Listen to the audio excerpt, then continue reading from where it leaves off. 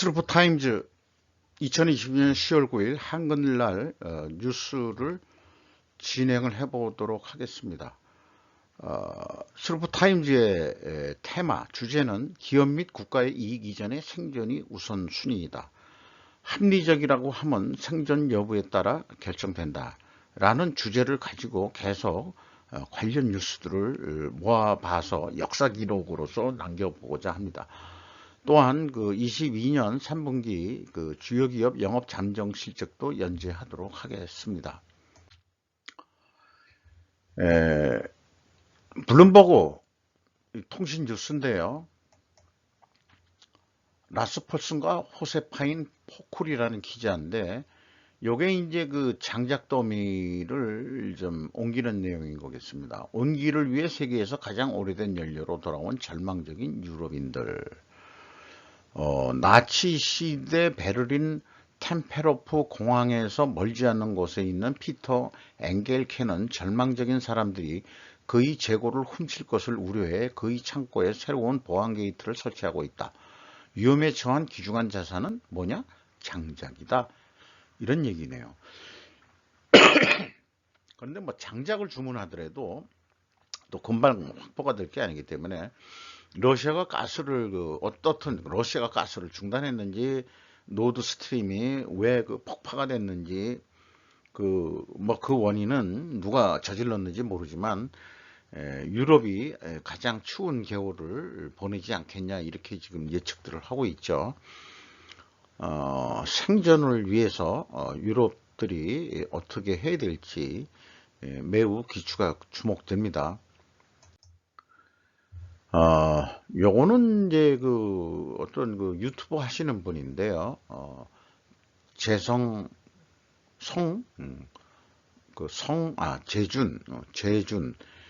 이런 분인데 내용이 좀 독특해서 그 약간 좀 그 현재 이 민주당을 약간 비판하는 입장에 있는 뉴스를 이 유튜버링 하는 것 같습니다.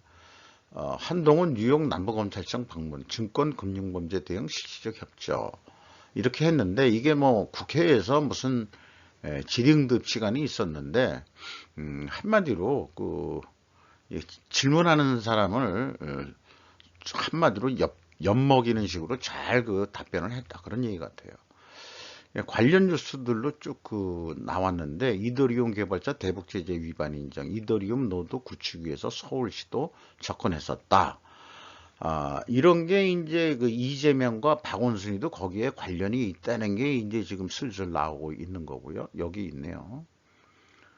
데일리안에서 이게 무슨 김동훈 노린 김의겸 의원의 무슨 질의가 있는데 이게 이제 박원순 씨하고 이재명 북코인 투자설 뭐 이런 것 때문에 만약에 이렇다 그러면은 이것은 이적행위이고 간첩행위에 해당하는 거기 때문에 아주 매우 문제가 있는 거죠. 그 다음에 쌍방울이 계속해서 했는데 북한 관련 코인 사업 이런 거로 얘기가 되는데 저는 생존과 국익 이런 입장에서 봤을 때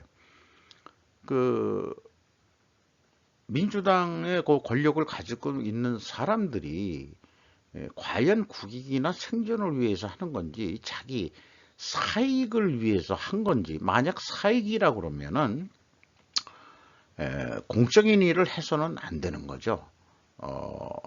공인이라면은 절대 그래서는 안 되는 건데 우리가 합법적이다 이런 거를 떠나서 합법적이다 그러면 도덕률을 우선시하는 그런 나라가 됐으면 좋겠어요. 맨날 따지고 싸움질하는 그런 꼴에 대해서 식상을 해가지고 하는 얘기입니다.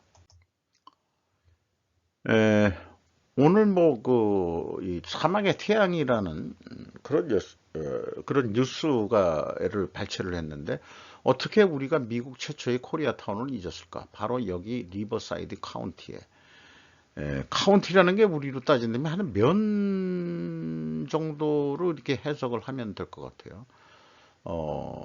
두 사람의 공동 기술인데 여기에 보면은 우리나라 이 이민자들이 감귤 농장에 가서 처음에 일을 했다. 그래서 이렇게 쭉 보면은 여기에 이제 그 안창호 선생이 있습니다. 여기에서 이제 기념사진을 찍었는데 이런 희귀한 사진을 볼 수 있는 게 참 좋았습니다. 그런데 이제 그 안창호 선생이 그 9002년에 미국 이민을 갔는데 9005년에 일본은 이미 한국을 군사 통치하에 병합을 했고 1910년에 공식적으로 일본의 제국에 편입되었다. 이렇게 이제 표현을 해요.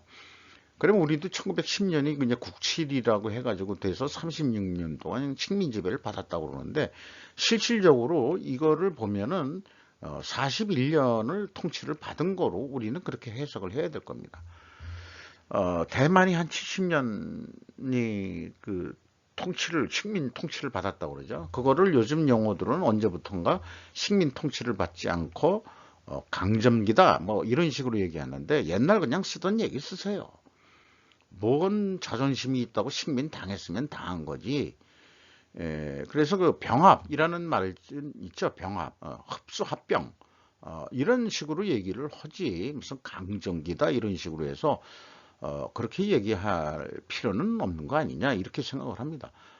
그래서 그 1905년에 도산이 그 파차파 수용소를 설립을 했다 그런 얘기고 이게 이제 옛날에 중국 철도 노동자들을 위한 노동수용소였던 그 거리에 회관을 만들어서 거기서부터 독립운동을 시작을 했다 그런 얘기를 소개하고 있습니다. 참고적으로 이런 게 무슨 연관이 될려는지 모르지만 이 일본의 이런 사회파 추리 소설 인간의 증명이라는 영화를 한 3시간짜리인데 그걸 빠른 속도로 좀 중간중간에서 봤는데 자신들이 미군 요코즈카 미군 이 기지에서 대부분 어떤 살던 이 여자들이 신분 세탁을 해가지고 거기 흑인하고 살았는데 누구 딴 사람 호적에 남기고 그 다음에 이제 동경으로 와가지고 도쿄로 와서 사업가하고 만나가지고 완전 옛날 신분 해가지고 그렇게 살인 사건까지 벌이면서 나중에 이제 경찰한테 자기가 살인했다 하는 얘기를 고백하는 그런 영화인데요. 일본 영화에서 자기네들의 어떤 치부라면 치부일지 아니면은 뭐 그럴 수도 있는데 그거를 여과 없이 미군들을 상대로 영업을 하는 여자들 뭐 그런 거 그래서 뭐 솔직히 거기에도 창녀 얘기가 나오고 뭐 그렇습니다만은 이런 게 뭐 여과 없이 이렇게 좀 보여줘야 된다는 거죠. 근데 그런 용기들이 또 가상하다고 이렇게 가상하다 뭐 그렇게 보는 게 아니고 팩트는 팩트대로 해가지고 물론 이게 소설을 한 겁니다만 있는 사실을 근거로 해가지고 썼던 소설인 것 같아요. 그런 관련해서 얘기하면 클릭베이트라는 것도 뭐 미국 영화가 있는데 여기에서 보통 이제 언론과 방송을 통해 가지고 또 인터넷을 통해서 현재 드러난 정보 언론을 통해서만 드러난 정보로 사람들이 이렇게 세뇌가 된다는 거를 질타하는 그런 사회상 영화도 미국 영화 쪽에서 나왔다는 거. 그래서 우리들이 뉴스를 한국 뉴스만 볼 게 아니고 미국 뉴스도 보고 그 다음에 이제 중동 뉴스도 보고 뭐 이렇게 해가지고 객관적인 시각을 갖는 그런 노력들이 필요하는데 일반 사람들은 대부분 정보의 이게 무더기 소나기성 정보의 홍수 속에 생각 없이 세뇌당하는 그런 게 요즘의 현실이라고 보여집니다. 우리나라 언론들이 허구한 날 인터넷 판의 뉴스라든지 이런 게 여야 갈등 대립만 계속해서 해내가지고 그게 목적이 뭔지를 모르겠어요. 아마 정치의 혐오감을 느끼게 해가지고 정치에 신경을 안 쓰게 만들려고 그러는 건지 어떤 건지 저는 잘 모르겠습니다만 어쨌든 장은 우리나라가 뭐 언론의 자유라는 이름 하에서 말들은 하지만은 진짜 진실이 뭔지 우리는 그런 진실을 찾는 생존을 위해서 그런 생각을 해도 됩니다. 북한 환경부 또 길주 부근속 규모 2.4 지진인데 이게 이제 요즘은 이제 그 발생 깊이까지도 얘기를 해주네요. 어떤 분이 이 발생 깊이가 지표면에서 발생했다고 나온다 그러면 그게 왜 지진이냐 이렇게 얘기를 한 이유로 이렇게 된 것 같은데 발생 깊이가 14km면은 이제 그 자연 지진이겠죠. 그래서 기상청은 지진이 자연적으로 발생한 것이라고 분석했다. 계속 이런 얘기가 나와요.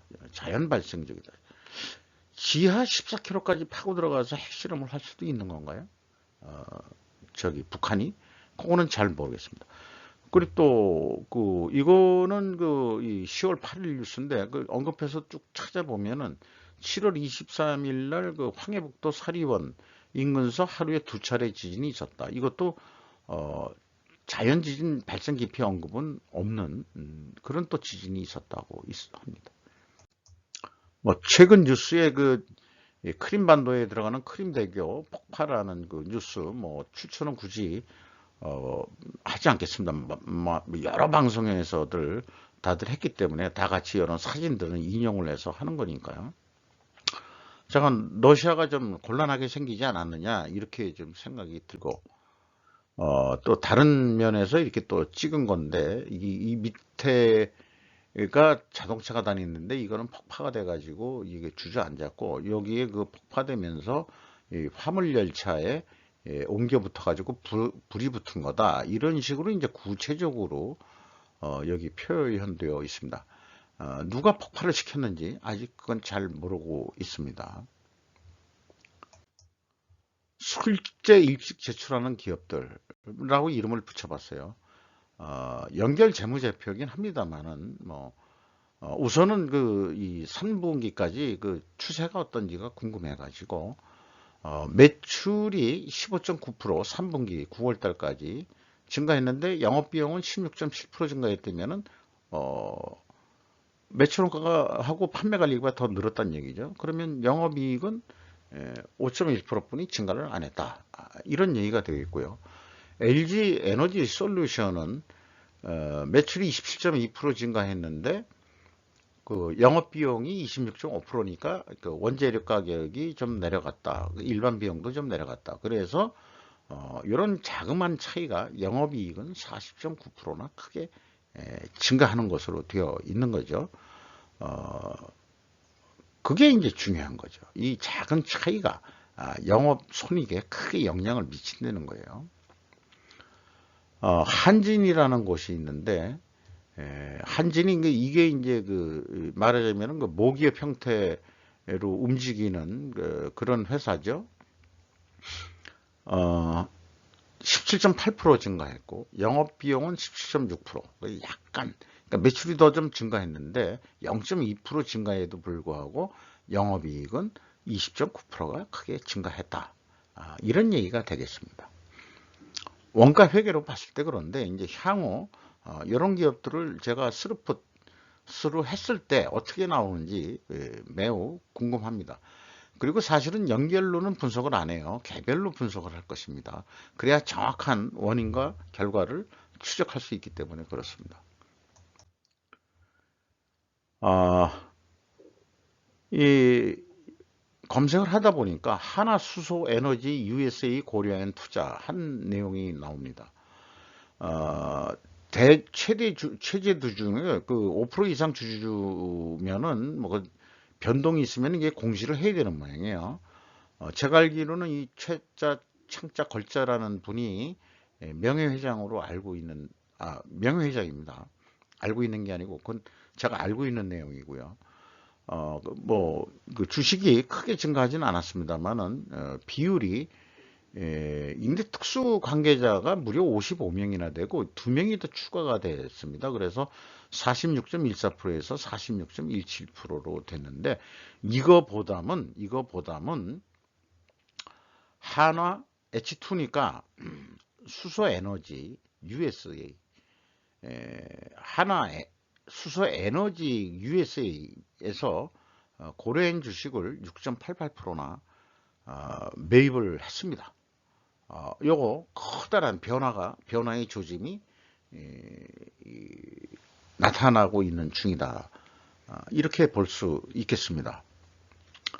요게 이제 또 3분기에 어떻게 회사가 어떻게 또 좀 표현할지 귀추가 좀 기뭇되고 고려인의 행보가 또 어떻게 될지 최대 주주의 관계들이 또 어떻게 될지 이것도 개인적으로 좀 궁금한 사항입니다. 요거는 그냥 눈여길 겸으로 그 국내 유튜버가 그 트리키에 어디 그 경치 좋은 데 가서 그 여행 유튜버들도 본인들이 생존하기 위해서 그렇게 이렇게 사는 거겠죠. 참 튀르키예 사람들이 참 친절하고 좋다 하면서 젊은 사람들이 많이 살고 있고 이런 좋은 풍경이 있다는 거 좀 그냥 개인적으로 스크랩했습니다. 또 북한이 한미훈련 종료 직후 미사일 2발 발사했다는 얘기 나오네요.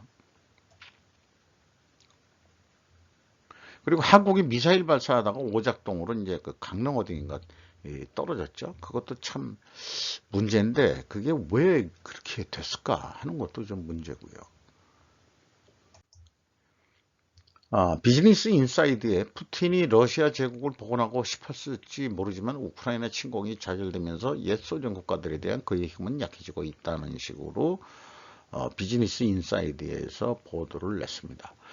결국 저도 개인적으로 푸틴이 왜 우크라이나를 침공한 원인이 뭐냐 했을 때 뭐 아무리 뉴스를 뚫어봐도 명쾌한 원인을 언급하고 있는 언론기관은 없습니다. 그게 좀 이 세상이 좀 이상해요.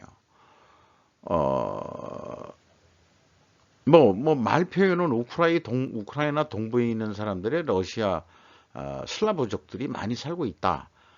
또 어떤 경우에는 우크라이나 원래인들한테 그 핍박을 받고 있다. 그래서 그 독립을 시키려고 했던 거다. 뭐 이런 식으로 이제 그 러시아 입장으로 얘기를 하고 있는데 이 서구 언론 쪽에서 어떻게 표현하고 있는지 모르지만은 자관 이런 이유 때문에 뭐 국제 원자재 가격도 뛰고 뭐고 하는데 중요한 거는 이런 것들이 지금 분쟁이 발생하고 그 뭔가 전쟁이 일어날 수 있는 곳이 거기도 있고 뭐 또 예를 들어서 뭐 중앙아시아에서도 뭐 없으란 법은 없고 그 다음에 그 동남아시아에서도 뭐 어떨지 모르겠고 근데 이제 현재로서는 이제 그 대만과 중국의 문제고 그 다음은 바로 그 우리 동북아시아의 남한과 북한의 문제로 연결이 되는 거로 그렇게 우리는 우려를